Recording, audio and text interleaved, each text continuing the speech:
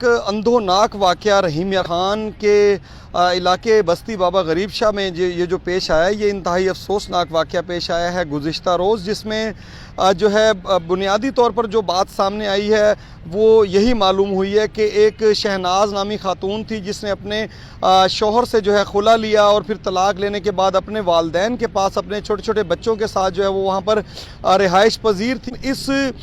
ہی رنجش پر جو ہے یہ سلطان لاشاری نامی شخص ہے جس نے اپنی بیوی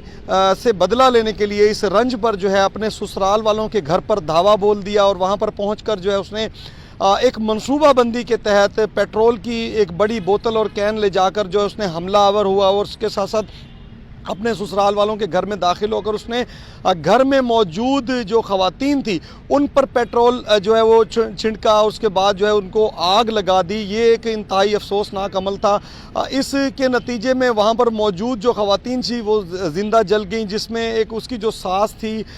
گلناز بی بی، ان کی موقع پر ہی ڈیتھ ہو گئی، اور اس کے بعد جو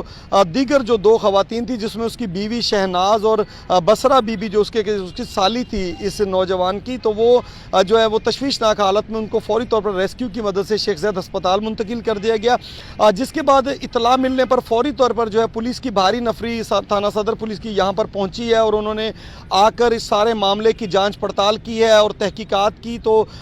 جو ہے پولیس نے یہی بتایا ہے کہ جو ابتدائی جو معلومات ہے وہ یہی ہے کہ خاتون کا اور جو شوہر ہے اس کا جھگڑا رہتا تھا اور یہ تشدد مار پیٹ کرتا تھا، اور اسی رنجش پر جو ہے طلاق لی گئی، اور اس رنجش پر جو اس شوہر نے اس کو جو ہے اس طریقے سے جو ہے قتل ان کا کیا ہے، اور جو پولیس ہے وہ اب جو ہے ملزم کی تلاش کر رہی ہے، جبکہ جو خواتین تھیں اور وہ زخمی حالت میں جو دو خواتین تھیں جس میں شہناز اس کی بیوی اور بسرہ بی بی، یہ شیخ زید ہسپتال میں ایک روز تک زیر علاج رہنے کے بعد آج جو ہے وہ جاں بحق ہو چکی ہیں، اور آج تینوں خواتین کی جو نماز جنازہ ہے وہ رحیم یار خان کے علاقے امین گڑھ میں جو ہے ان کی نماز جنازہ ادا کر دی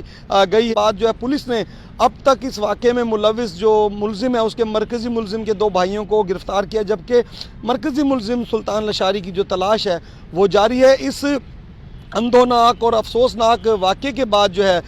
تاحال پولیس اس کو گرفتار نہیں کر پائی، لیکن نہ تو اس پر انسانی حقوق کی جانب سے کوئی آواز اٹھائی گئی ہے اور نہ ہی اعلیٰ حکام نے اس افسوسناک اور المناک واقعے پر جو ہے کوئی